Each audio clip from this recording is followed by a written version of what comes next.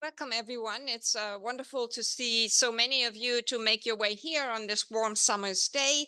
I'm very pleased on behalf of the German Historical Institute to welcome Professor Dan Stone, our lecturer, but also, of course, the head of the Leo Baeck Institute London, Dr. Joe Cronin, who will chair tonight's evening.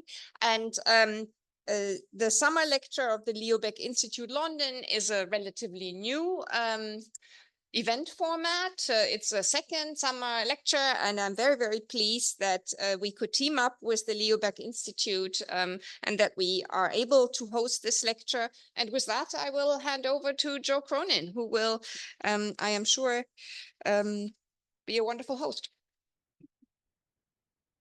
Thank you very much, Christina. Great to see so many people here. So good evening. My name is Joe Cronin. I'm the director of the Leo Baeck Institute London, and I'm delighted to welcome you to our annual summer lecture. It is only the second, but we're hoping to make it a tradition, which, as you can see, we co-host in collaboration with the German Historical Institute London, and it's wonderful to be in this stunning venue again. Tonight's lecture will be delivered by Professor Dan Stone of Royal Holloway, University of London.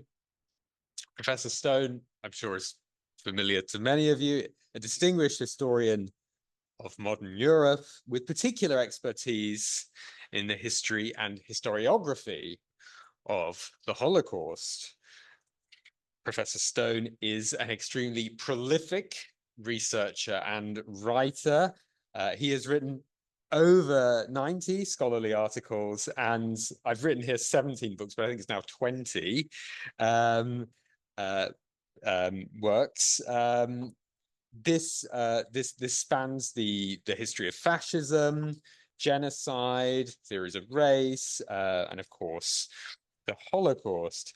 His two most recent books, I think, are The Holocaust: An Unfinished History, which was published by Pelican Books in 2022, and Fate Unknown, Tracing the Missing After World War II and the Holocaust, which was published by Oxford University Press in 2023. And I think he has got another book forthcoming on this very topic that he's going to speak about tonight. In addition to his scholarly work, Professor Stone engages extensively with the public through blogs, book reviews, podcasts, documentaries, and exhibitions. He has curated a number of important exhibitions at the Wiener Holocaust Library. Just to take one example, the exhibition Death Marches, Evidence and Memory, which was held in 2021. Professor Stone is also the director of the Holocaust Research Institute at Royal Holloway, where he supervises PhD students, organizes talks and workshops, and collaborates with various institutions to promote Holocaust education and research worldwide. I could say much more, but I think you'd probably rather hear from Dan Stone this evening. So it's a real privilege to have Professor Stone with us this evening to explore the fascinating topic of psychologists in Auschwitz and their strategies for survival. Please join me in welcoming Professor Dan Stone. I've been based at Royal Holloway for 25 years now, and the first time I spoke in this room was not long after arriving at Royal Holloway at an event connected to one of Ulrich Herbert's edited books. So it's very nice to be here again doing this particular lecture. The starting point for what I want to say tonight is this book, Last Stop Auschwitz, by the Dutch psychoanalyst Eddy de Wind, the contents of which are rather more interesting than it looks. This is a book which, if any of you are familiar with the popular Holocaust books that you find on the shelves in Waterstones, rows and rows of blue stripy books, this falls into that category. And for that reason, when it first appeared, I kind of ignored it and thought, no, I'm not reading that. And then I read something about it and thought, that's actually quite interesting. So what I'm going to say tonight is based on de Wind's book and his later work, which led me then to the work of two other Dutch survivor psychoanalysts, Louis Micheels and Elie Cohen, and those are the writers about whom I'm going to speak. So, according to the German psychotherapist living in exile in New York after the war, writing in 1948, death in a Nazi concentration camp requires no explanation. Survival does. In the years after the war, many psychologists and psychoanalysts turned their attention to the Nazi camps, taking up Bloom's claim, but there was nothing like consensus amongst them. So beginning with the well-known and still extraordinarily popular work of Viktor Frankl and Bruno Bettelheim, what I'm going to do in this lecture is show how psychoanalytic theories that provided a more sober version of survival were submerged under the weight of the positive thinking that proved so compatible with the zeitgeist of the 1950s and 1960s. Today, the theories of survival put forward by neglected analysts, such as Eddy de Wind and his colleagues Louis Micheels and Elie Cohen, appear to be much more in keeping with the ways in which our understanding of the Holocaust has changed in light of several decades worth of intensive, detailed, and methodologically innovative and varied historiography. Then, what follows, I'll summarize the arguments of these three Dutch inmate physicians who survived Auschwitz and went on to practice as psychoanalysts, drawing on their memoirs and from their analytical and clinical writings. I'll then argue that the incipient theory of trauma that they, among other analysts of the time, such as Hans Keilson, were developing had little purchase in the post-war period for reasons internal to psychoanalysis and because of wider cultural preoccupations. I'll conclude by showing why today, by contrast, their work makes sense, psychoanalytically and historiographically speaking, in ways that it couldn't in earlier decades. So, 2 years before Bloom's article appeared, Viktor Frankl claimed that the, quote, apparent paradox that some prisoners of a less hardy makeup seemed to survive camp life better than did those of a robust nature could be explained by virtue of the fact that such, quote, sensitive people were able to retreat from their terrible surroundings to a life of inner riches and spiritual freedom. Similarly, although from a different therapeutic perspective, Bruno Bettelheim argued that even if luck was the first prerequisite for survival, quote, most of all, autonomy, self-respect, inner integration, a rich inner life, and the ability to relate to others in meaningful ways were the psychological conditions which more than any others permitted one to survive the camps as much a whole human being as overall conditions and chance would permit. Okay, so Frankl's critics have pointed out that his claims not only serve to ingratiate himself with the Austrian authorities by deflecting attention from the perpetrators to the victims, but marginalized those victims who died by implying that they lacked the right will to live.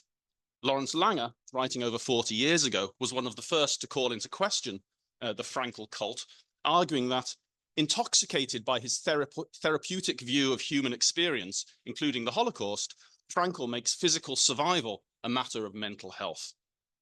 There were no doubt some survivors who believed that their survival was due to those factors proposed by Frankl, that's to say, a conscious desire to want to live. But the critics are unpersuaded that this constitutes a convincing explanation for the problem posed by Hilda Bloom. Similar criticisms have been leveled against Bettelheim, from claims that he lied about his qualifications, to charges of plagiarism, to those who object to his claim that inmates identified with the guards, and, most relevant here, assertions that his theories of survival led ultimately to blaming the victims, most famously in his essay on Anne Frank and her family, where he argued that they failed to survive by not hiding well enough and not having a gun, which is, it's quite a thing to read, that essay. It's not really necessary to rehearse these well-known arguments here. This essay is not an exercise in bashing Bettelheim and Frankl. There's more to be said than that. It's nevertheless worth noting that Ernst Fehden, the son of the noted Freudian psychoanalyst Paul Fehden, who knew Bettelheim when both were inmates in Dachau and Buchenwald, noted that by the time Bettelheim was in the latter camp, September 1938 to April 1939, it had become, quote, a work camp where life was very bad indeed, but it was possible to survive, even for a person as unsuited to the practicalities of life as Bettelheim. Fehden, who after 5 months in Dachau spent 7 years in Buchenwald, then noted of Bettelheim that he owed his survival to the chance of finding work in the stock mending shop, where he could live in relative safety, thus discreetly passing over Bettelheim's supposedly psychoanalytically informed theories without comment. Another psychologist who mistrusted Bettelheim's claims was the Dutch survivor Eddy de Wind, who noted calmly that he had quite a few objections to Bettelheim's work. Not least was the fact that Bettelheim had not been in an extermination camp and did not appreciate the conditions faced by the inmates in a place such as Auschwitz. And so it's to de Wind now that I'm going to turn first. Until 2020, this book, Last Stop Auschwitz, was known only to a small number of Dutch speakers. The book, written in a few weeks while de Wind was working as a survivor physician with Soviet medics in post-liberation Auschwitz, and reckoned, at least by the marketers of the book, to be the only book completed in Auschwitz while the camp was still in existence, was published in Dutch by a small communist publishing house in 1946. Reissued only once in Dutch in 1980, it has recently appeared in English as Last Stop Auschwitz and numerous other translations. The book, as well as de Wind's subsequent output in psychiatry journals, merit consideration not only because in his professional writing, he adumbrated what later became known as PTSD and much of the underpinnings of trauma theory. He also advocated a theory of survival that offers a compelling contrast to well-known self-help theories put forward by Bettelheim and especially Frankl. As we will see, like other Dutch survivor physicians, de Wind proposed a more sober analysis of survival, in his case, centered on the concept of stupor. In Last Stop Auschwitz, de Wind's protagonist is named Hans van Dam, although it's clear that in every detail the book is autobiographical. Although it omits the first stages of de Wind's actual camp journey, from volunteering to work as an inmate doctor at Westerbork in 1942 in order to help his mother, to meeting and marrying his wife Friedel in Westerbork, the story of Hans, most of which covers his time in Block 9 at Auschwitz I, is obviously about de Wind himself. Hans works first at Block 28 and is lucky to have several meetings with his wife, also in the book called Friedel, who is in Block 10. She also sends him food when she can. After 2 weeks, Hans is transferred to Block 9, where he works as assistant to the admissions doctor. After a few weeks, Hans understands, at least in retrospect, what Auschwitz means. And here you see, I think, why the book was published by a communist publishing house. Sounds a little bit like some of Primo Levi's early post-war Italian essays about the concentration camp system. Auschwitz was more than torment writ large. With its factories and mines, it was an important part of the Upper Silesian industrial area, and its workers were cheaper than anywhere else in the world. They didn't need pay, and they ate almost nothing. And then, when they were exhausted and fell victim to the gas chamber, there were still enough Jews and political opponents in Europe to make up the numbers yet again. Witnessing numerous deadly beatings, being transferred to the quarantine block and a stint in the Strafkommando, the punishment squad, and finding ways of remaining in touch with Friedel, Hans adapts to life in the camp, aware of the fortune his position brings him, as well as the risks. He survives several moves, ending up as a Pfleger or nurse in Block 19, where he is able to remain when the camp is evacuated in January 1945. Friedel, however, is evacuated on the death march, and Hans has no way of knowing whether or not she survived. The story itself is not really my focus here. Rather, I want to focus on how, but you need to know it in order to understand what comes next. I want to focus on how de Wind reflected on his experiences after the evacuation of the camp and later on when explaining his survival. At the end of the book, Hans ponders this question, asking himself, why was he alive? What gave him the right to live? In what way was he better than all those millions who had died? It fell to de Wind, rather than his alter ego Hans, to address those questions in the years after Auschwitz. This book contains an essay in it also as one of the afterwards called Confrontation with Death, an essay first published in Dutch in 1949 and some years later published in English. And in that essay, he argues that in order to survive the concentration camp, the inmate had neither to surrender completely nor to resist with all his vitality. Both were sure paths to death. Rather, he proposes the paradox that reconciling oneself to death was a vital condition for the prisoner, and that what he calls the death principle, to distinguish it from Freud's death drive, which in ordinary life should be kept at bay, was, as he says, a necessity in the camp. The inmate, in other words, had to develop a camp psyche, a state of stupor that did not completely dominate, but was characterized by a form of inner acceptance of death, tempered by the preservation of just enough vitality to give the right answer at critical moments. He provides an example of a patient who, as de Wind said, found the right style and developed, although not consciously, a remarkable capacity to let insult and injury pass him by virtually unnoticed. This wasn't a man who devoted himself to religious or political ideas or who sought out the solace and support of comradeship, but a man who himself did not understand how he had survived. If readers didn't want to hear such analysis, it wasn't only because of the changed political circumstances of emerging Cold War Europe, but because, as de Wind pointed out, quote, even years after the war, he was writing in 1949, we regularly see how difficult it is to reverse the far-reaching alteration of personality that took place in the camps.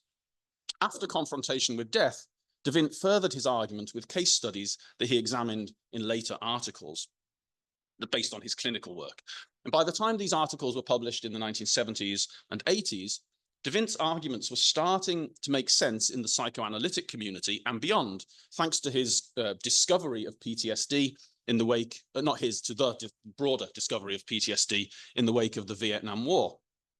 Although the clinical understanding of trauma is often attributed to an attempt to make sense of the symptoms displayed by American veterans of Vietnam, with the exception of the scandal of My Lai, the focus was almost never on their victims. In fact, we can now see that psychoanalysts were groping towards an understanding of similar symptoms that had been exhibited by Holocaust survivors since the end of the war. The question here is not the novelty of the symptoms, but why the prevailing attitude towards them changed sufficiently for clinicians to be able to see them in a way that had previously not been possible. As de Wind noted in one piece from 1984, immediately after the war, general practitioners, as well as most psychiatrists, thought that only a few of the victims of the Nazis would suffer from their dreadful experiences for a long time, or perhaps for the rest of their lives. Psychoanalysts, he then went on, could have known better. Referring to the post-Great War focus on war neurosis, as well as the recognition after World War II of the possibility of lasting effects of concentration camp traumatization, de Wind implies that at that point, the idea put forward by his Dutch colleague Jacques Taz that, quote, the traumatization was so massive that an irreversible injury would occur was not yet one that psychoanalysis was ready to accept. Nevertheless, 13 years earlier, in an article of 1971, de Wind had himself been less decisive.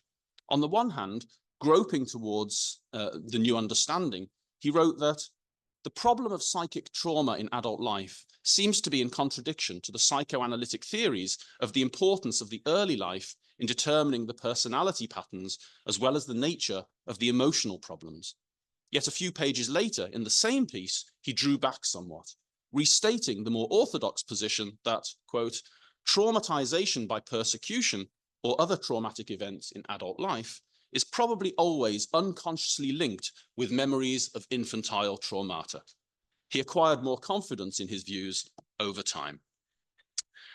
De Wind's use of the term traumatization in the 1970s and 80s followed Henry Crystal's groundbreaking study of 1968, massive psychic trauma, as well as works by Robert Lifton and, as de Wind put it, so many publications on Vietnam victims, etc., brackets, unfortunately. In massive psychic trauma, Christel and William Nederland argued on the basis of 20 years clinical practice with camp survivors that, quote, "We are dealing here with victims of a traumatization of such magnitude, severity, and duration as to produce a recognizable clinical syndrome." This isn't simply an aside. Christel and Nederland's identification and definition of the survivor syndrome was connected to theories of survival. De Wind not only foreshadowed the concept of PTSD, he also put forward a proposition about which psychological predispositions facilitated survival. Christel and Nederland took this idea further, arguing that the prevalence of psychosomatic illnesses among Holocaust survivors was revealing. Whereas, they write, people with schizophrenic or self-destructive tendencies were very quickly killed in the ghettos and concentration camps, the hyper-alert and exceedingly pliable and adjustable individuals apparently had a better chance of survival. This claim is, I think, compatible with De Wind's notion of survival through stupor, for despite the emphasis on stupor, this is a theory of adaptability. One had to adapt oneself and position oneself in this sense of stupor in the camp in order to survive, according to De Wind. The occurrence of psychosomatic illnesses among survivors then, especially in the group aged between 15 and 30 during the persecution, relates, according to Christel and Nederland, to the experience of overwhelming rage and despair under complete passivity. Whereas somatic symptoms occur less frequently in survivors who had been able to be active in their survival or who had fought the Nazis, for those who had to adapt and suppress their instincts in the way described by De Wind, the results are different. And I quote, "Apparently, passivity and especially arrest in motility, as in long periods of hiding in limited space, led to greater somatization of anxiety and tension." The significance of those quotations from these works, particularly in the post-war period, in the 1950s and 60s, is that in the restitution process in West Germany, the West German government liked to employ orthodox Freudian assessors who stuck to the notion that psychoanalytic disturbances related to early childhood traumata, as De Wind just put it, sexual abuse and so on in childhood, and that the orthodoxy at the time was that in adulthood, that if people suffered an abuse or violence or an accident, this would only result in long-term trauma if it already brought to the fore something that had occurred to them in early childhood. And so many concentration camp survivors had their claims for restitution rejected on the basis that their suffering couldn't solely have been caused by their experiences in the camps. And this caused people like Anna Freud and her colleagues to suddenly wake up and think, hang on, our theory is being used against us here. And to here you see the origins of the kind of post-Holocaust idea of trauma as it later then fed into the Diagnostic and Statistical Manual of the APA in 1980, which I'll come to in a moment. So this had very real world consequences for Holocaust survivors. In other words, the German psychoanalyst Werner Bohleber says, "The field of psychoanalysis was the inner world of the human being, the unconscious and unconscious fantasies. For many analysts, the adequate integration of external reality seemed like an intrusion on psychic reality and the meaning of the unconscious."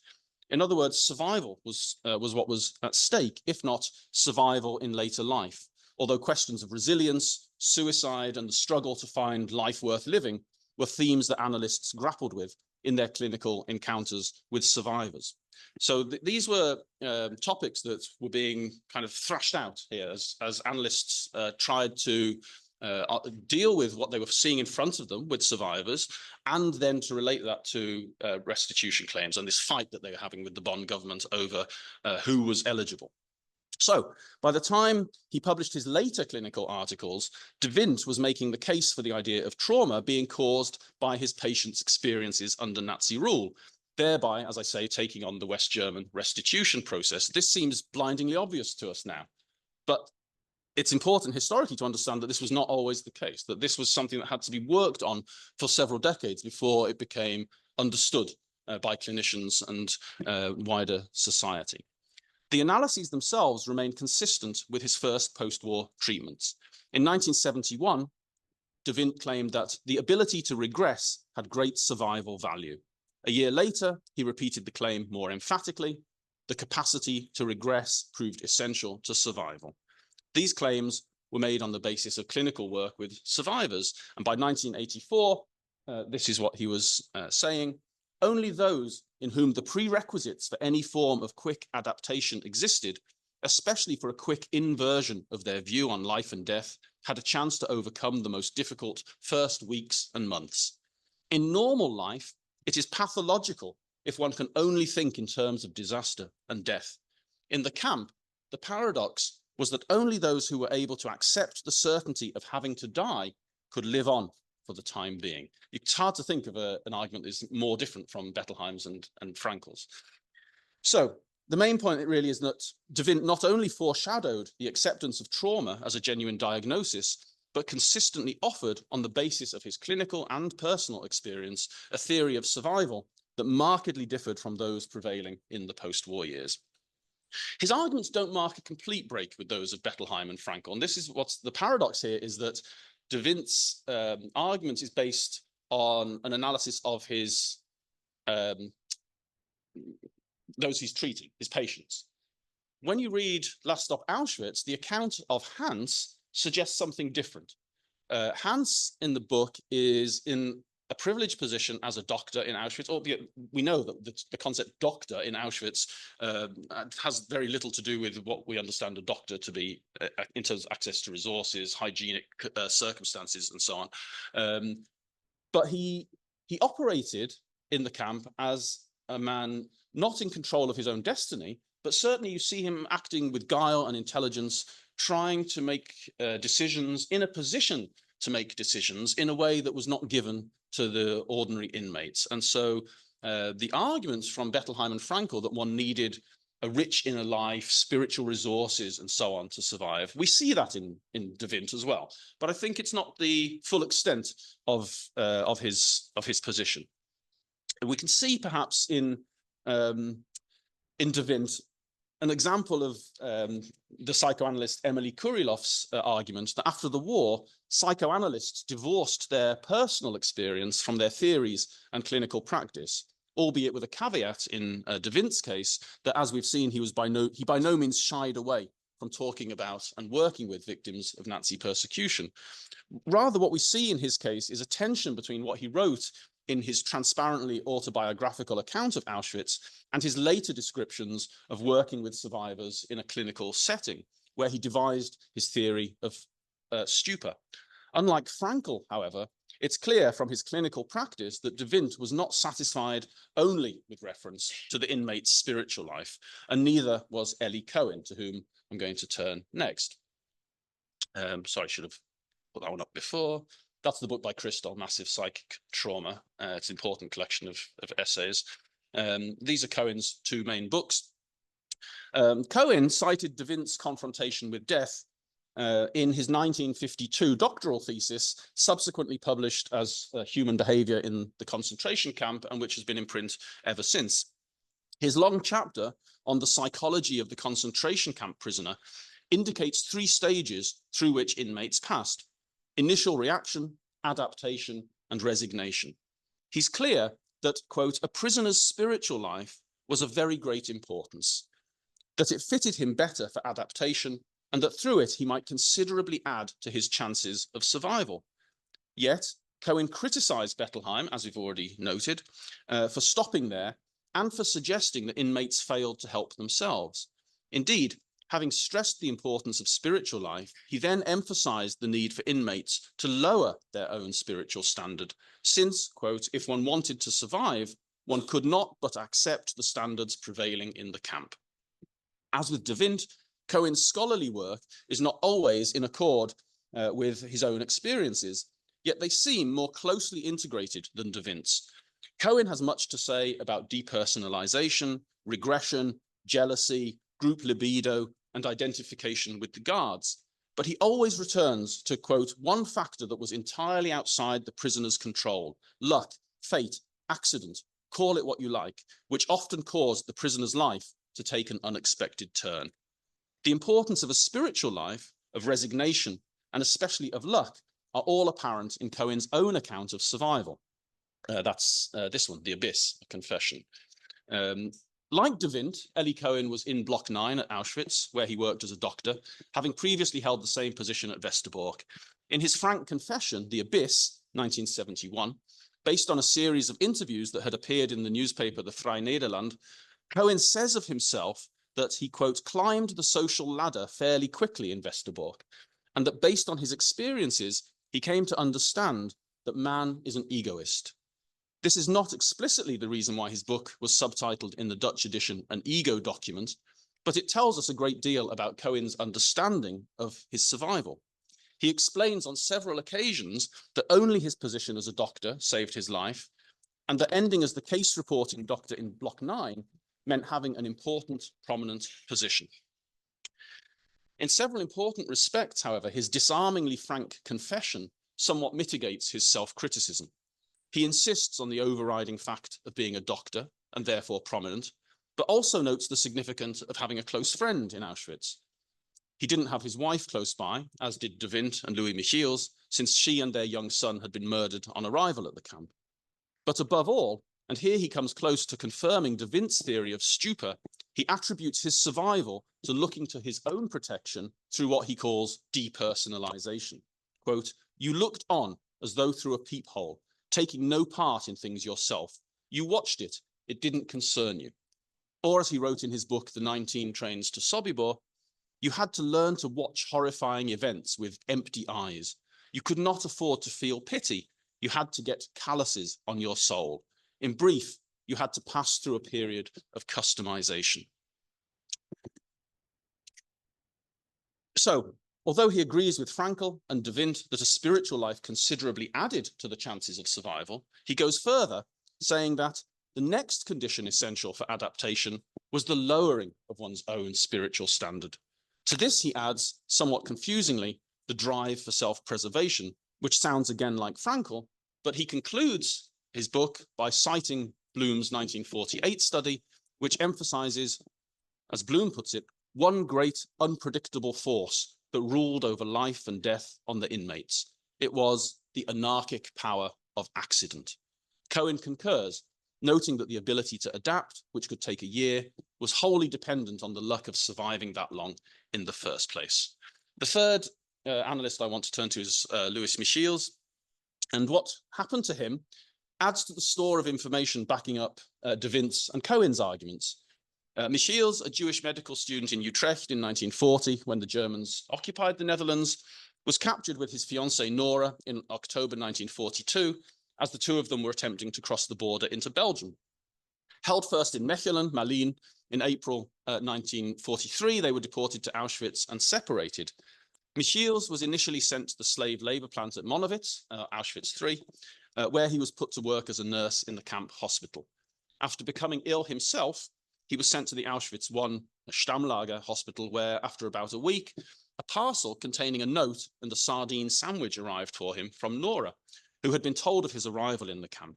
She informed him that she was just a few hundred feet away in Block 10. Micheels interprets Nora's reappearance as an occurrence, quote, that could not have been more evocative of Oedipal wishes and fantasies. That's to say, Nora became for him, quote, the ideal woman who in reality was sexually out of reach, a fact that further enhanced the fairy tale nature of the relationship. Micheels' account is, like de Wind's and Cohen's, somewhat at odds with his theory of survival. Like them, he confirms the importance of close relationships, especially in small groups. His renewed contact with Nora is especially significant. Echoing de Wind's story of Hans's contact with Friedel, Micheels explains how he was smuggled into Block 10 and how miraculous it was in Auschwitz that a couple should be reunited in this way. He reserves especially high praise for his friend Paul, the Blockältester, who helped smuggle him into Nora's block and kept a lookout whilst he was there, saying, quote, even in Auschwitz, one could find true altruism. Like de Wind, Micheels stresses that these friendships were crucial. Quote, such a bond was essential as a protection against losing all traces of civilized behavior, and with them, a true sense of hope and reason for survival. And at one point, Micheels refers to another Dutch physician called Ed, working in Block 9. That's de Wind, obviously. From Ed's ward in Block 9, he could look out of the window into Nora's room and wave at her.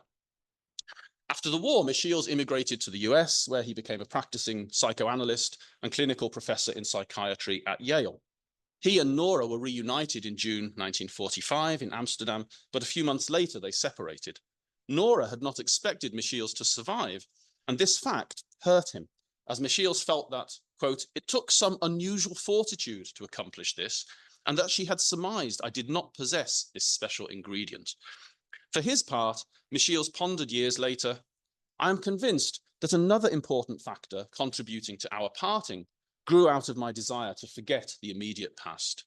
When he published his memoir, this Dr. 117641, at the age of 72 in 1989, he drew on years of psychoanalytic work to explain his own survival. Although he stated somewhat vaguely that personality traits like an instinct for survival made a difference, Micheels also echoed de Wind in noting that I found that making myself inconspicuous might help me avoid trouble. What we see in Micheels' account is, like de Wind's and Cohen's, a theory of survival that doesn't quite concur with his account of his own experiences. Micheels emphasizes inconspicuousness in a way that's similar to de Wind's stupor, but it's clear that he also worked hard on sustaining close friendships and, above all, his real and imagined relationship with Nora, quote, the magic quality of which provided me with a sense of protection or immunity that sustained me through many harrowing experiences. And, Micheels says, I realized that as a doctor-nurse, I was sort of upper middle class in the camp society.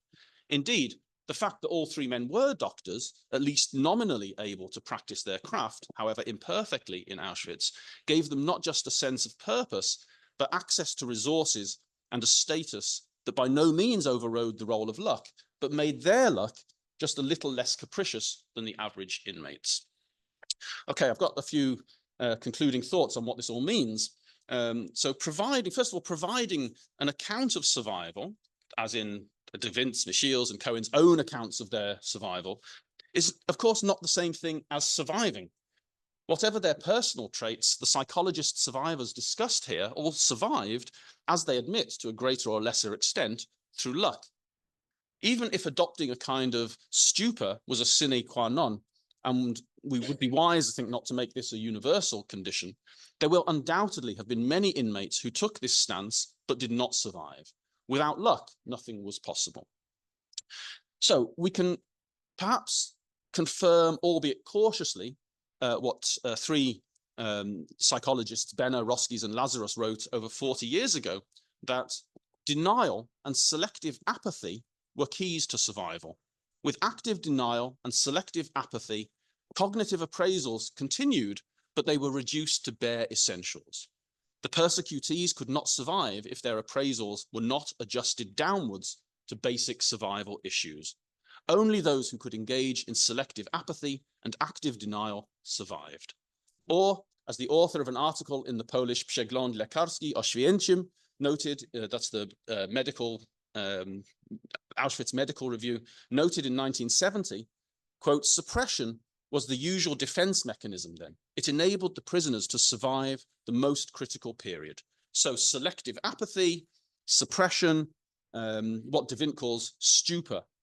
These are all similar kind of terms, I think. Wanting to survive and having a rich inner life is on its own an unsatisfactory explanation, for there were unquestionably many murdered who had such resources.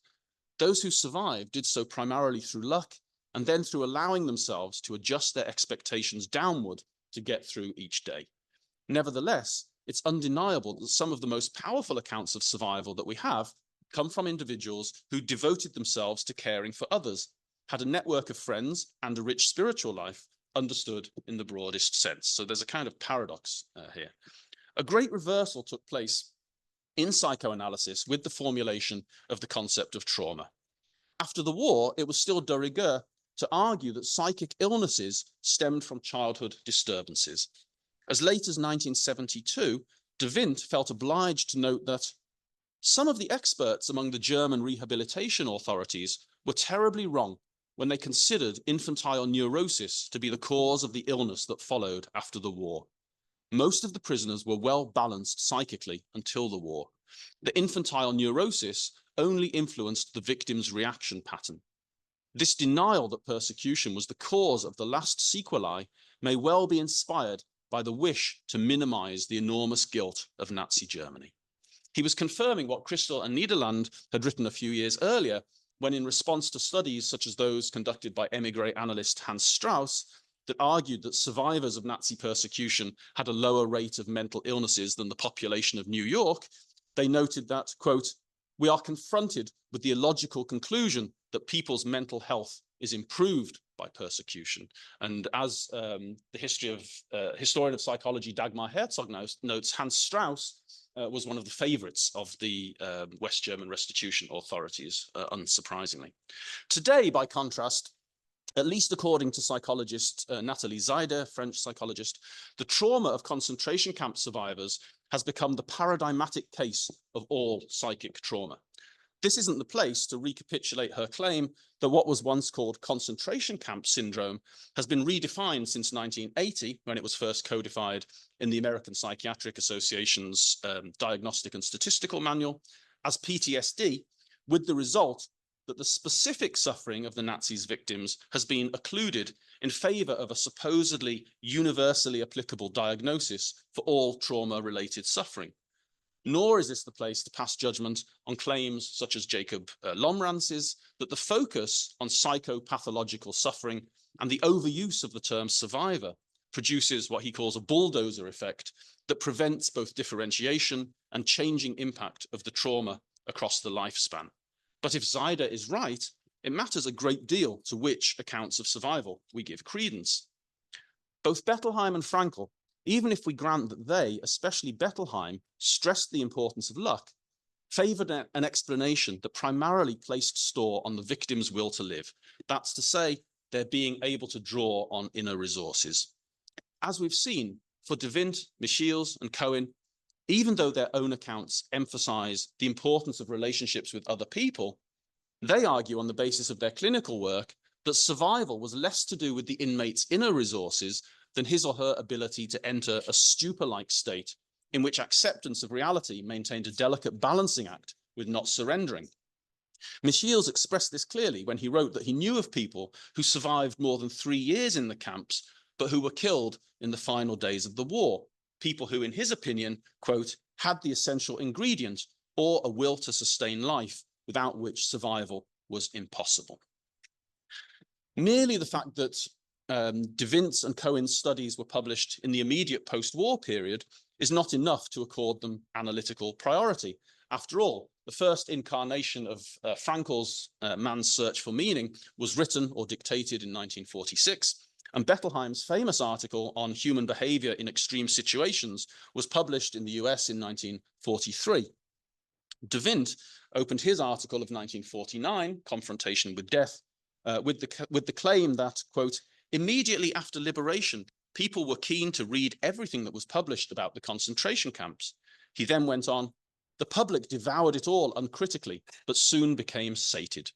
A year later, i.e. 1950, Horkheimer and Flowerman's famous foreword to the Studies in Prejudice series, which included Adorno et al.'s authoritarian personality, stated that, quote, today the world scarcely remembers the mechanized persecution and extermination of millions of human beings, only a short span of years away in what was once regarded as the citadel of Western civilization.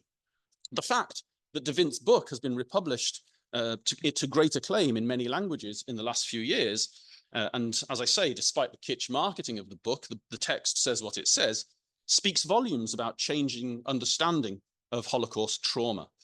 The acceptance of PTSD as a clinical diagnosis for all the problems that have followed in its wake shows that it is no longer assumed that individuals will simply get better when conditions return to normal, or that with reference to children in particular, terrible situations leave few long-lasting marks on their psychological being. Psychoanalysis has long lifted itself out of Freudian orthodoxy, the Freud-Klein wars, and other issues pertaining to the struggle for a universal explanation. It has freed itself from the exclusive focus on the inner world and the question of the influence of unconscious fantasies on perceptions and the shaping of internal object relations in favor of greater insistence on social and cultural circumstances. At the same time, historians have learned to differentiate the concentration camps from the death camps, to understand that the camps were always changing, and that how a camp looked at the end of the war usually bore little resemblance to how it looked 1, 5, or in the case of Dachau, 12 years earlier, and to navigate the complexities of camp societies, which were also ever changing. It's perhaps no surprise then that a version of survival that stresses chance and existing in a kind of stupor rather than a will to live based on inner resources has come to assume greater persuasive strength. Studies by Lomrans and others have shown that many, but not all survivors were able to adjust to normal life in time, irrespective of the atrocious experiences they had endured. There may well have been survivors who rebuilt their lives after the Holocaust by believing that they survived because they willed it. But for most, and closer to the reality of what we know about the camps, survival was above all a matter of luck, in which neither fighting the system nor giving into it was able to dominate the mind. It seems remarkable now that these inmate physicians articulated this in the immediate post-war period, not because of how short a time had passed to allow them to gather their thoughts, but because the intervening decades have been dominated by wishful thinking, mythologizing the camps and survival thereof, and forms of treatment that have not always been kind to the former camp inmates. The acceptance of the idea of massive social trauma, the formulation of PTSD and its acceptance as a clinical diagnosis, the questioning of the monolithic concept of survivor syndrome, and the realization that Holocaust survivors are human beings with frailties and strengths like all other people, have gradually created a situation where in scholarly and clinical settings, if not always in commemorative ones, complexity and not myth-making prevail. Survival was not merely a matter of the individual's inner qualities, nor was a survivor's post-war life determined solely by the Holocaust. In what reads today as a truism, but in 1972, de Wind obviously felt needed to be said, quote, apart from the inner qualities of the survivors, a primary condition for their rehabilitation is to live in a world free from fear, injustice, and authoritative coercion. What de Wind and his colleagues teach us, and what they've been trying to teach us since 1945, is that the brutal reality of the Nazi crimes can only be understood when it is not idealized or turned into a manual for self-help. Thank you.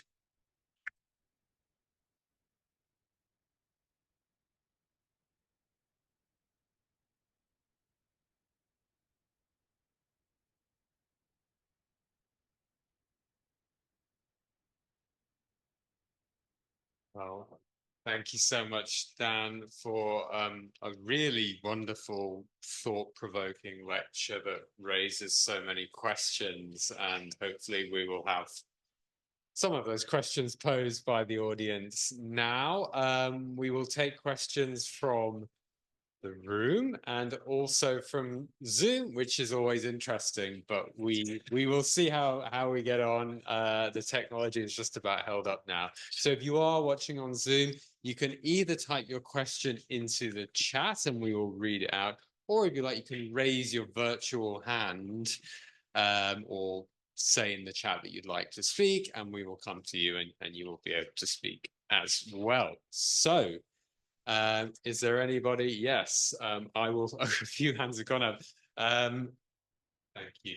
I'll pass it, yeah. No, I have. You just need to say something. Yes. Thanks, Dan. That was fantastic. What did they each say about becoming psychoanalysts after the war? Like the fact that. Can I tell? Oh, I'll do it from here. It's okay. They were each on the road to becoming. I mean, I think I'm right in saying that all three of them had studied medicine, or were in the process of getting their degrees when the war broke out, and were already on that road. So I think, as far as I remember, none of them says, as you might think, these experiences during the war are what led me to become a psychologist. They were already going down that track. So I think I don't have very much anything particularly interesting to say about that. I think they were already on that path, as far as I remember. Because one thing that I thought about during your lecture was Adler's description of living through racism as a kind of ethnography. So I was wondering if they were already thinking of themselves as people on the way to becoming. Yeah, I think so. Yes, yes. I mean, Adler's unusual in that sense, I think, in the way he describes it as a kind of ethnographer. But these three are certainly very conscious of being doctors in Auschwitz, and conscious of the privileges that gives them, and the ability to maneuver to a limited extent that's denied others. So yes, they're conscious of that, and they're trying to help others and observing that as they're sort of participant observers in that sense. Yes. Great. We'll take one more question from the room and then we'll move to Zoom for a bit. Yeah, this is all very interesting. I must admit, I'm not familiar with this body of literature. I remember once reading, but don't recall who actually explicitly said it, that when one is exposed to overwhelming pain and suffering, it doesn't soften the heart, but hardens the soul. So it made me wonder whether there is also a body of literature about the perpetrators and how they could continue what they were doing. The second question I had was about the choice of the word stupor. And I was wondering whether that was, I'm assuming De Wind wrote in Dutch. Yes. And correct. whether that was the word chosen as a translation for what he expressed. I remember meeting, when I lived in New York, a Dutch Jewish woman who even showed me her tattoo. But obviously, we didn't talk about her experiences in the camp because, one, it was not the appropriate relationship I had with her. You know, so that the word stupor, I guess, I don't know whether it's equivalent to resignation or what it is exactly. That's a hard question for me to answer because I don't have the Dutch to hand, so can't compare it. But it would be easy to find out, I think. So you can find the Dutch original easily enough. But it comes from the article, The Confrontation with Death. But here I can't tell you what the original word that's used was, but yeah, it would be easy to find out. But with respect to your first question, yes, there's a massive literature on obviously on perpetrators in general, but in terms of a psychoanalytically informed approach to perpetrators, there is some work, but I think surprisingly little actually, because there's a huge body of what's known as perpetrator research written by historians and social psychologists to some extent. But the part played by perpetrators is, I think, of the Holocaust, is one of the topics from 20th century history that most obviously allows for psychoanalytic vocabulary to be employed in terms of, let's say, Hitler as the superego, the identification with authority, the abandonment. No, this is I'm referring to. Let me finish, and then you can come. I'm referring to various writers who've made that claim. I'm not saying this is mine, but no, let me finish, and then I'll come back. Yeah, and then there's a whole. I think most historians, I would say, are reluctant to use psychoanalytic concepts because they don't want to apply ideas that are thought to pertain to the individual unconscious, to groups and to societies. But there are a few like Dominic Lacapra and others who use terms like the return of the repressed, transference and counter-transference and so on to talk about the relationship of perpetrators to authority, to their own actions and so on. And that seems to me, given that we're always confronted with the notion of the Holocaust as a phenomenon that eludes our understanding, that in the turn to a psychoanalytic vocabulary, you have concepts that can help bridge that gap. Can we ask this lady here to say some more about it? Yeah. When you mention superego is also reparative. It's about learning to have conscience and empathy and have positive guilt. but I just want to ask some questions here regarding, I think Freud thought that hate comes before love. Mhm. And later on, he sort of hesitated. But the historian Tacitus said that the Germans are hard, obedient, and they cannot think for themselves. They go with the cold weather, whatever the cold weather dictates. But Freud thought, he was ambivalent actually. He thought that the Germans are a polytheistic society.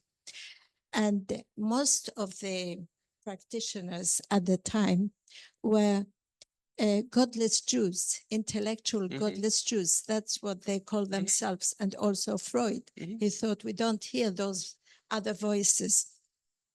So being a Jew and relying only on the interpretation of psychoanalysis never ever works, because there is a split here. I only believe in what my mind tell me, what my experiences tell me, and what my analysant tell me. So it's quite, I see a terrible confusion here. Maybe because at the Holocaust, it is impossible to understand. I'm not quite sure I understand what you think the confusion is, but my point is not that psychoanalysis provides us with a complete understanding of the Holocaust. By no means. My point is that it's part of an arsenal of methodologies and approaches that we can use to try and make sense of it. And in this particular talk, what I'm doing is thinking as a historian why a particular set of concepts didn't make sense when they were first written about in the 1940s and 50s, and why they do make sense now. I'm not necessarily advocating for or against psychoanalysis or Stop. Yeah, it is psychoanalysis cannot give us help. For it doesn't have reparation of something so unusual as the Holocaust. Well, in that sense, nothing does it? So I think that's a perfectly reasonable conclusion. Right, there's a couple of questions on Zoom, which you can probably all see, but I'll read them out anyway. Did these psychoanalysts believe there were differences in whether inmates were more likely to be able to adapt or access the stupor state, depending on their background, such as depending on age, previous experiences, etc.? That's a good question. From the writing, I would say no. And I think this is also one of the potential weaknesses of psychoanalysis, where it's about, where those social or sociological factors are not really taken into account. It all has to do with what goes on in the individual's mind. And in that sense, again, I would say this is a vocabulary, a way of thinking that has potential to enrich our understanding of the history of the Holocaust, but of course, it's not going to be the answer. So I think the answer to that question is not very much. There's a point here from Rebecca Court. Verdoving seems to be the term for stupor. Okay. And then we may as well take the next question as well. In regards to members of the Auschwitz Sonderkommando, how far would you say that these psychological theories can account for their role that tended to straddle the line between perpetrator and victim? There's a good literature on this. Could you provide some recommendations? Okay, so the question is about the Sonderkommando in Auschwitz. So the group of inmates that had to that were forced to work in the gas chamber and crematoria complex, directing the Jews into those buildings before they were murdered, and then emptying the gas chambers and burning the bodies. First of all, I would say that I don't think that they straddle the line between perpetrator and victim. I think Primo Levi referred to them as one of his prime examples of as the grey zone. But I think these days most historians would argue that they were victims, pure and simple. They didn't choose to do the job that they did.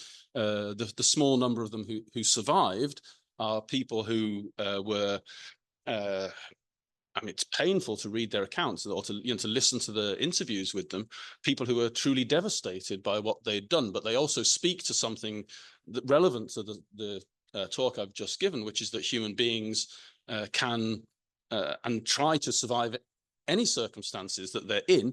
And the concept of stupor, I think, is particularly applicable here because there are survivors such as the Dragon brothers, Daniel Ben-Nachmias and others, Shlomo Venezia, who describe themselves as having become kind of robot-like during the period that they were working in the Sonderkommando.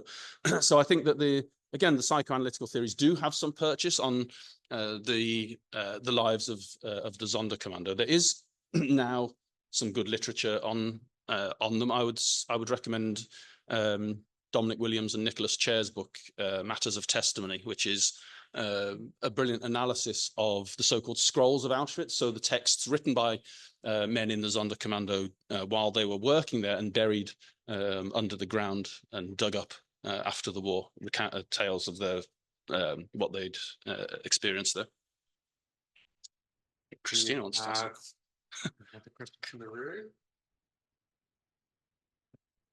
Thanks, Dan. That was fantastic. What a topic to pick because it shows so much. I'm wondering if transgenerational trauma came after this idea of trauma, or if that's already in the work that you were working with. It's already in the work.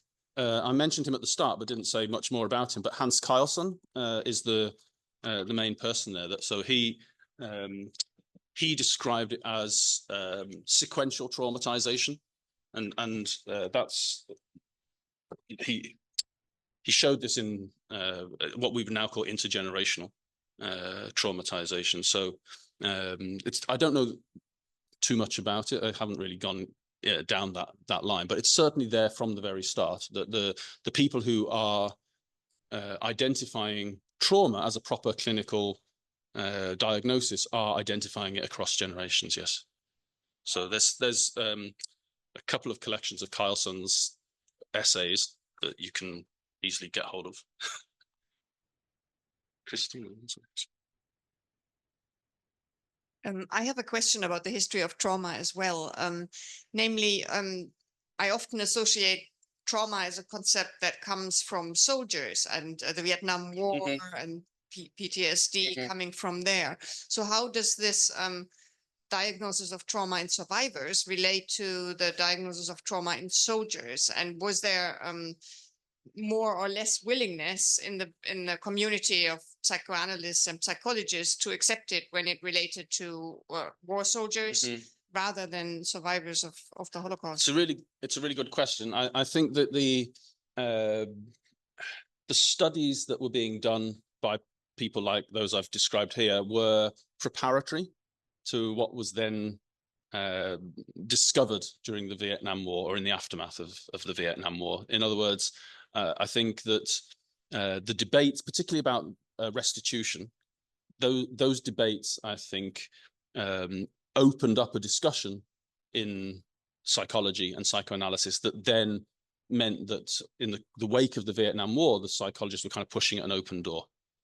So that in a sense, what happened to the American soldiers after Vietnam confirmed what these writers had already been arguing in the 40s and 50s, I would say. So it's not quite, I wouldn't say it put it in terms of a kind of competition between them, that the readiness to hear that trauma was a real thing in respect to American soldiers, I think was prepared in a sense by the work being done with Holocaust survivors.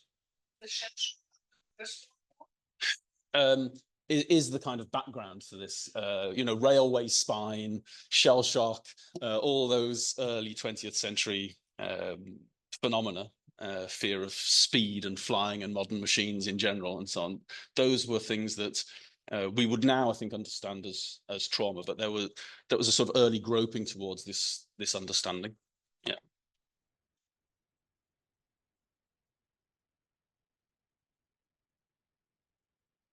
Thank you for a very humane lecture. Thank you. I'm not a member of the psychological community. I'm a retired lawyer. Just wondering whether we have a small group of Dutch practitioners writing about those who access psychotherapeutic remedies, and whether that is an entire analysis of millions. I'm thinking of other groups that might have other systems. Have there been any studies of how, say, Orthodox Jews or communists survive? Because they might fit in with your stupa. They have external frames of reference. Yes. That you can go with. Jehovah's Witnesses. And another point, by chance, I accessed on holiday earlier this year Simone Wheeler's nephew, whose mother was a resistance heroine. She was at Montluc and at Ravensbrück and attributed her survival to people who are able to not only think about themselves, but arrange themselves in a group for whom they care.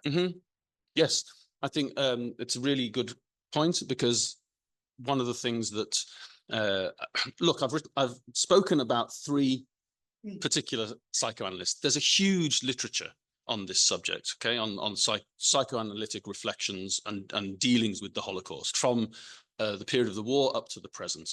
It's an enormous literature, and so there are articles, let's say, about survivor guilt, about concentration camp syndrome, about intergenerational trauma, about identification with the guards, about regression to childhood, etc. There are all of these things. And one of the things that I think stands out for me is the work of analysts like Anna Ornstein and others, which is about the importance of small groups. Because if you read the many survivor accounts, they very often will talk about, particularly ones written by women, will talk about the importance of substitute or surrogate families. In Ruth Kluger's book, for example, she talks about how she and her mother adopt another girl who effectively becomes her sister, and how this little family unit is so important to their survival. And so that, in a sense, speaks to the idea that having other people to care for and to care for you, that mutual support network, is extremely important. And that applies very strongly to the groups that you've identified. So I don't know, I can't remember if I think I left this out, but at one point, de Wind says, in general, in the camp, we saw that those whose lives had some kind of religious alignment, this in the broadest sense, also as a devotion to a political system or a humanistic philosophy, were the quickest to recover from the initial stupor. So those were better able to cope with the conditions. It didn't, of course, mean that they were immune from the bad luck of dying from disease, being shot, being beaten to death on the camp street, etc., etc. But those who were in those groups, particularly the communists, who had a very strong sense of group identity, were better able to survive than those who were not, and then after the war were better placed to recover quite quickly. I think that is demonstrably the case. Nevertheless, and this is a theme that we haven't really touched on yet, what that means is, and what you see this in, I think, in Bettelheim and Frankl's works especially, we're talking about primarily non-Jews in concentration camps. Whereas when we talk about the Holocaust, we're talking primarily about Jews in death camps. And so, you know, Bettelheim didn't see Auschwitz, Frankl might have done very briefly, etc. These books are, in a sense, unique because de Wind and Micheels and Cohen were all in Auschwitz. And there, I think, what they have to say about stupor and survival and the importance of groups is really important, because this is in the context of the Holocaust. So yes, I think it's a very important point, and those small groups were indeed crucial. Means we can recast stupor as meaning you have a frame of reference which explains the world until you get to Auschwitz. You put it on hold in the background and adjust because you tune into the inevitability of history. If you're Marxist or Hashem. I don't know. I mean, I think you shut down, modulate, and half shut down your outside reference. You've still got it. But that's the kind of paradox of their work, isn't it? On the one hand, they're talking, they apply the concept of stupor to their patients, They say these people that I've treated survive because of this stupor, but when they reflect on their own lives, it doesn't seem quite so applicable. And that's so in a way, yes, you see both in action. Yeah.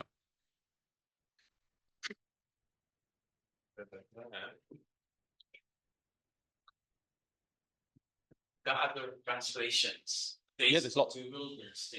Okay. I was wondering if there were similar records of successful escapees from the camps. There are accounts of escapees from the camps, for sure. The most famous is Rudolf Weber, subject of Jonathan Friedland's recent book, whose account is has been well known since the end of the war, and there are many others as well. So there was a book published not long ago called Escapees by von Fransecki, which is about people who, in all kinds of circumstances, people who jumped from trains, people who ran away from guards, but also people who escaped from camps. There were actually very few who escaped from Auschwitz, but there were. If you think about the revolt in Sobibor, for example, and other similar actions of resistance by Jews, then there are escapees, and they speak to a different kind of survival. They, at least in that moment of escape, they speak to a determination to resist, which is, I think it's a rather different story, but certainly they exist. Yes. Thank you very much. Or in your psychoanalysis, in your presentation, do the writers or do the three psychoanalysts analysts talk more from the place of the sound, the existence of sound, vision, from the existence of vision from what they've seen, or from the wound in terms of survival? Can you say a little more? It's just that we carry in our lives, we carry sounds of the past, or the visions, or the wounds, and which one do you think or other? Sorry. It's hard for me to say, because obviously we're not privy to the psychoanalytic encounter, except in terms of how they describe them, right? So one of the things that de Wind says at one point, which is quite, I would think today would not be acceptable in the psychoanalytic community, is that for somebody who has had the experiences of going through the Holocaust, I'm using now the term anachronistically, it's early, before the term Holocaust was common currency. He says it's important to have an analyst who's also traumatized by the same experiences. I wonder whether that's necessarily the best the situation for the talking cure, but I think what I'm trying to get at is that these three analysts, quite unusually, I think, for a lot of émigré analysts, the victims of the Jewish science, were speaking from the wound. They were, I think, aware of their own suffering, and I mean the transference and counter-transference involved in these situations must have been off the scale, right? So I think there was a very strong sense of the suffering of both parties to this encounter, and the professionalism required of the analysts in this setting to hear what their patient was saying must have been quite an accomplishment. Mike? Do you have a few questions that are coming on Zoom, so I will come to those for a moment. This might be a question too obvious, but why were the initial assessments after the war upon the camp survivors heavily focused on their personal traits instead of what had happened inside the camps?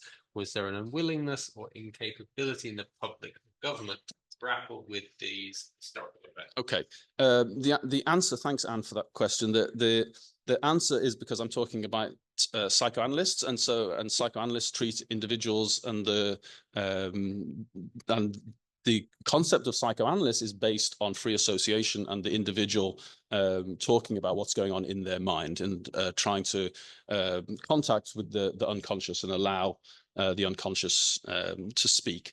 And so that's why these are not the sole, the sum total of work being done after the war on survivors. The question of what had happened inside the camps, the willingness of others to grapple with these historical events was also present.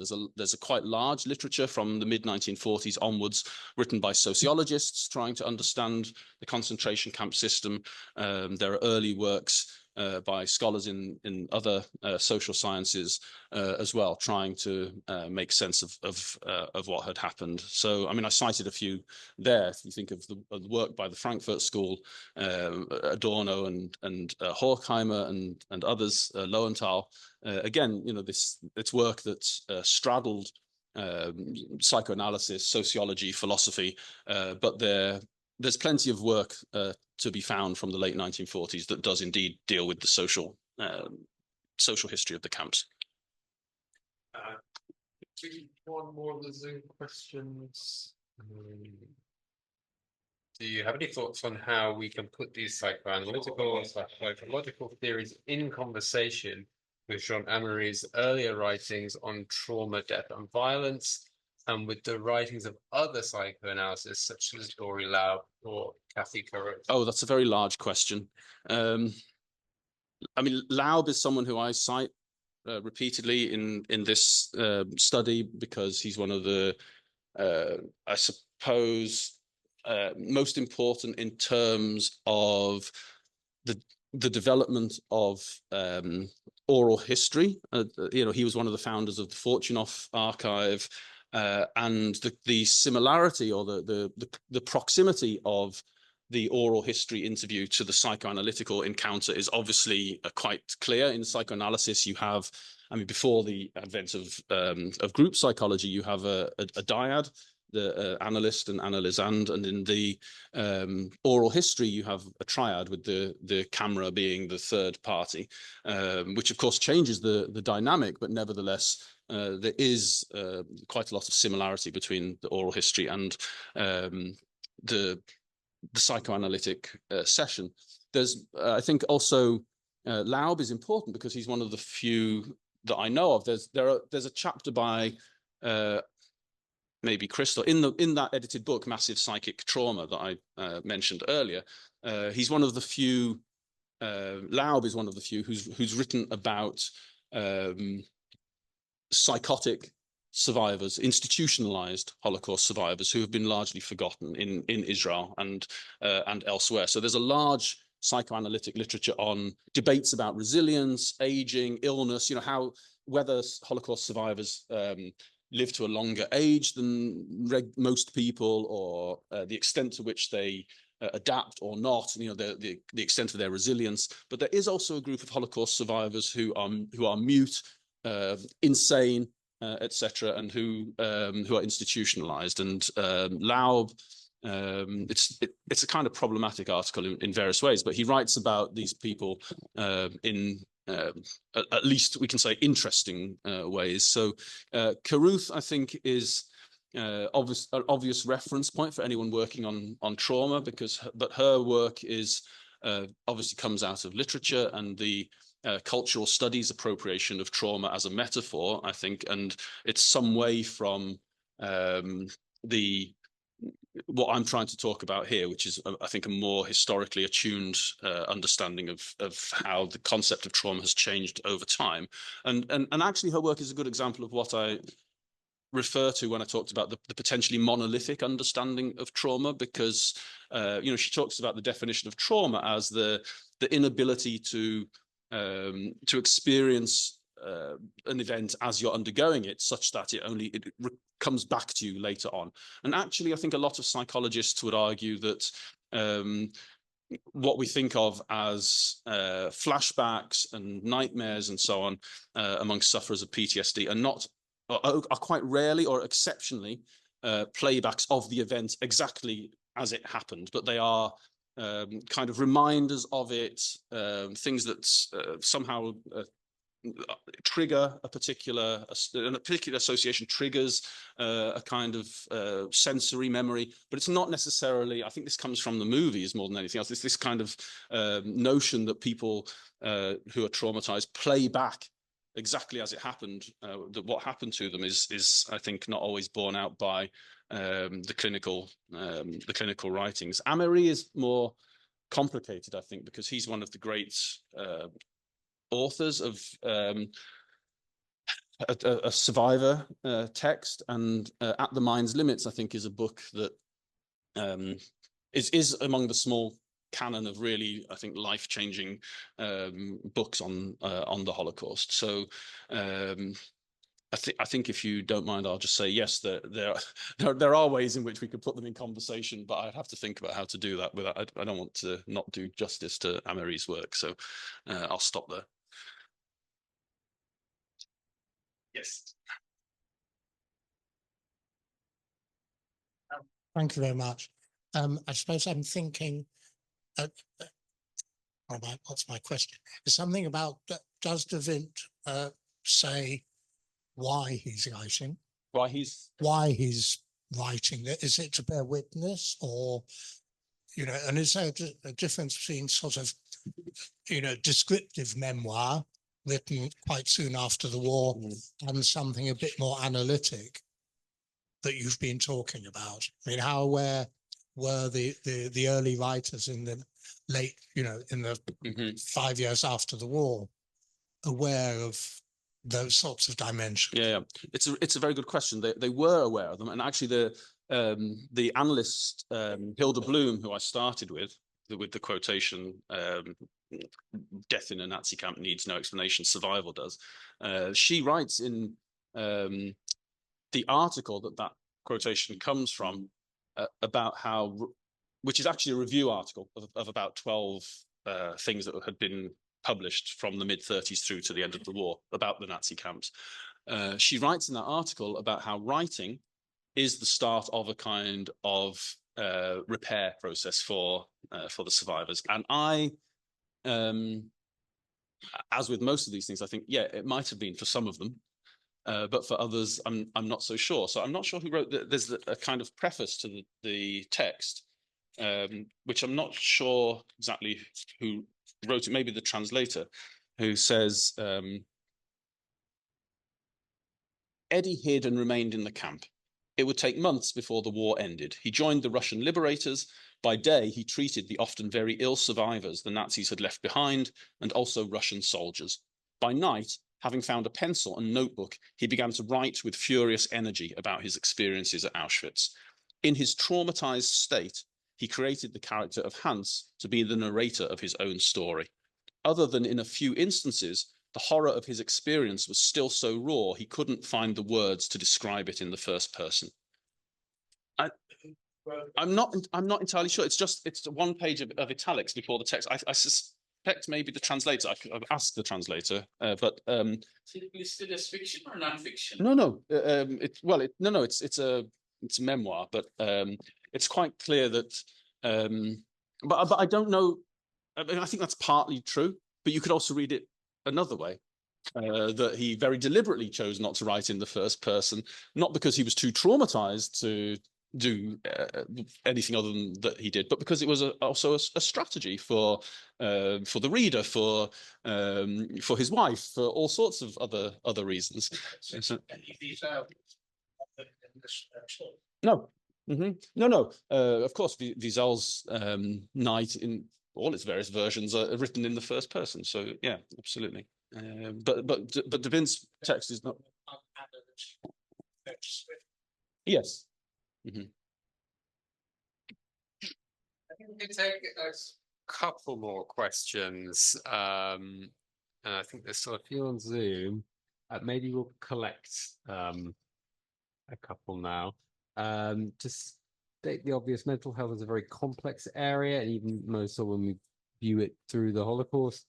It's cries for an interdisciplinary approach between psychology, psychiatry, and historians. There's such a study available.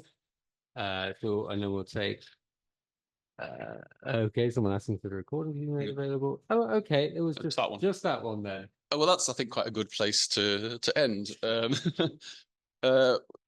Well, I mean, yes, there are various interdisciplinary approaches to the Holocaust written between psychology, psychiatry, and history. And Dominic Lecapra's work that I mentioned earlier is probably the best known, but the Israeli historian Amos Goldberg's book, Trauma in First Person, which is an analysis of diaries from the Holocaust period, makes brilliant use of psychoanalytic concepts to discuss the texts he's writing about, and I like to think that what I'm doing is also fits the bill here. So thank you for that question. Okay, well, on that note, keep your eyes peeled for forthcoming book on the topic. Please join me again, Professor Dan Stone.